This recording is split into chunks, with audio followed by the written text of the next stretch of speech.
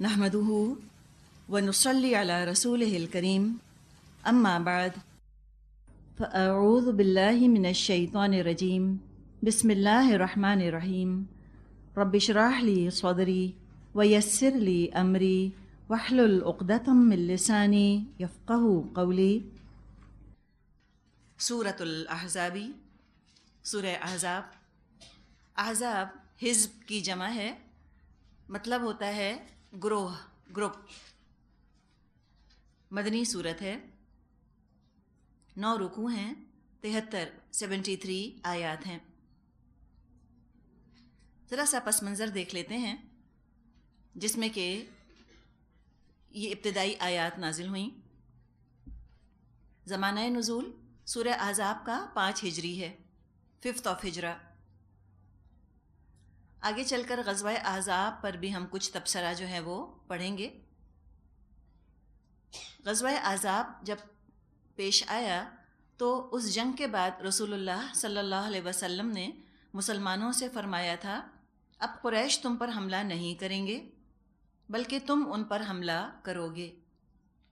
مطلب اس سے یہ ہے کہ بیرونی دشمن کا زور اب ٹوٹ چکا ہے، اس میں دم خم نہ رہا۔ اور یہ بات جو آپ نے بیان فرمائی تھی یہ 100% سچی ثابت ہوئی۔ غزوہ احزاب یوں سمجھیں کہ مسلمانوں کے قومی غلبے کی ابتدا تھی، ایک طرح سے بگننگ آف دی اینڈ ہم جس کو کہیں، تو فائنل حصے میں مسلمانوں کی جد و جہد داخل ہو گئی۔ غزوہ احزاب کے بعد کفار کا زور ٹوٹ گیا اور سن 6 ہجری میں صلح حدیبیہ ہو گئی۔ اس کے بعد امن معاہدہ سائن ہو گیا صلح حدیبیہ میں، 10 سال تک کے لیے جنگ بندی کا معاہدہ ہو گیا کہ سیز فائر ہوگا مسلمانوں اور مکے کے کفار میں۔ تو کافی امن امان مسلمانوں کو نصیب ہوا۔ لیکن مومن جو ہوتا ہے وہ صرف بیرونی دشمن سے تو جہاد نہیں کرتا، جہاد کے تو کئی محاذ ہیں۔ فرصت اس کے پاس کہاں ہوتی ہے، ایک محاذ نمٹاتا ہے دوسرے محاذ کی طرف متوجہ ہو جاتا ہے، ہر وقت چوکنا رہتا ہے، مصروف عمل رہتا ہے۔ نبی اکرم صلی اللہ علیہ وسلم کو جب ذرا سا سکون ملا مکے کے دشمنوں کی طرف سے تو آپ نے اس موقع سے فائدہ اٹھا کر مدینے کے معاشرے کی اصلاح کا بیڑا اٹھایا۔ کچھ چیزیں جو کہ توجہ طلب تھیں، اب تک جن کی طرف فرصت کرنے کا، جن کی طرف توجہ دینے کا وقت نہ ملا تھا مسلسل جنگوں کی وجہ سے، اب ان مسائل کو ایڈریس کیا جا رہا ہے۔ غزوہ خندق کے بعد کچھ معاشرتی مسائل تھے، ان کو اب سٹریم لائن کرنا تھا، ان کا حل تلاش کرنا تھا۔ اور وہ مسائل کیا تھے؟ وہ مسائل بڑے ڈیپ روٹڈ تھے، ان کی جڑیں بڑی گہری تھیں، صدیوں پرانی معاشرتی روایات تھیں جن کا کہ دین ابراہیمی میں کوئی ثبوت نہ ملتا تھا، یعنی انوویشنز ہو گئی تھیں دین کے اندر۔ کچھ رسومات ایسی بن گئی تھیں جو کہ اپریسو تھیں، جو کہ ظالمانہ تھیں، کہاں سے آ کر پتہ نہیں زندگیوں کا حصہ بن گئی تھیں، اور ان رسومات کی وجہ سے اور ان پر عمل کرنے کی وجہ سے کئی طرح کی مشکلات اور کئی طرح کی خرابیاں پیدا ہو رہی تھیں۔ تو اب وقت تھا کہ معاشرتی جہاد کے ذریعے ایک ایک کر کے ان کو ویڈ آؤٹ کیا جائے، ان کو جڑ سے اکھاڑا جائے، اور یہ بھی یقیناً کرنے کا کام ہوتا ہے۔ انٹرنل کنسالیڈیشن، انٹرنل پرجنگ بھی کرنی ہوتی ہے، مسلمانوں کو بھی آپس میں متحد کر کے رکھنا ہوتا ہے، ان کی غلطیوں کی بھی اصلاح کرنی ہوتی ہے، تو اپنوں کی بھی اصلاح کرنی ہوتی ہے، یہ بھی ایک محاذ ہوتا ہے، اور غیروں سے بھی نمٹنا ہوتا ہے، وہ بھی ایک محاذ ہوتا ہے۔ ان دونوں میں سے اگر ایک محاذ سے بھی غفلت برتی جائے تو کیا ہوگا؟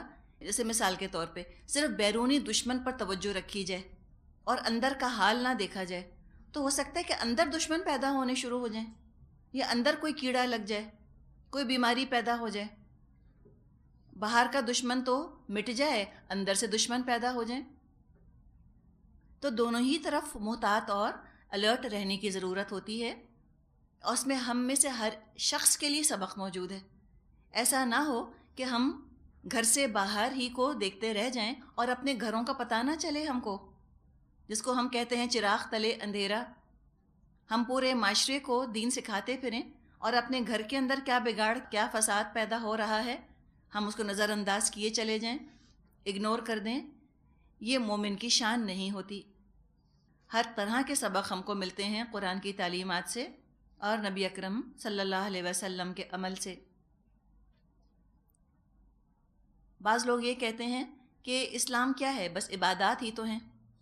اسلام کا سوشل لائف سے کیا تعلق، معاشرتی زندگی سے دین کا کیا تعلق؟ یہ تو اپنا اپنا کلچر ہے. اسلام کلچر سے بات نہیں کرتا. اسلام تو بس عبادت کی بات کرتا ہے. تو عبادت تم قرآن کے طریقے سے کرو اور اپنا اپنا کلچر نبھاتے رہو.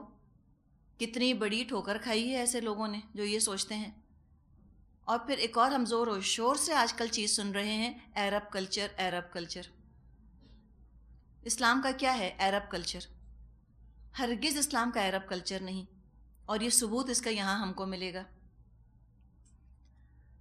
اگر عرب کلچر کو من و عن ایسے کا ایسا ایز اٹ از اسلام نے اڈاپٹ کیا ہوتا اور اس کو اسلامک کلچر بنا کر پیش کر دیا ہوتا، تو قرآن آ کر ان کی کلچرل چیزوں سے، ان کی رسومات سے بات ہی نہ کرتا. قرآن کہتا بھئی ان کی رسمیں ہیں، کرنے تو جو کرتے ہیں، کلچر سے ہمارا کیا تعلق؟ بھئی نماز پڑھ رہے ہیں، روزہ رکھ رہے ہیں، حج زکوٰۃ کر رہے ہیں، زکوٰۃ دیتے ہیں، حج کرتے ہیں، ایک اللہ کو مانتے ہیں. اب کلچر ان کو چلانے دو ان کی اپنی مرضی سے. ہم دیکھ رہے ہیں نہیں، جب اللہ تعالیٰ نے تقاضا ہم سے کیا ہے کہ یا ایھا الذین آمنوا ادخلوا فی السلم کافۃ، اے لوگوں جو ایمان لائے ہو تم اسلام میں پورے کے پورے داخل ہو جاؤ، تو کلچر کو کیسے نگلیکٹ کیا جا سکتا تھا؟ کیسے اس کو چھوڑا جا سکتا تھا؟ کلچر تو انسان کی زندگی کا بڑا حصہ ہوتا ہے. اگر کلچر اسلام کے دائرے میں داخل نہ ہوا تو دین تو ادھورا رہ گیا. اور اسلام ادھورا دین نہیں، اللہ نے اس دین کو مکمل کیا ہے. الیوم اکملت لکم دینکم، آج کے دن میں نے تمہارے لیے تمہارا دین مکمل کر دیا.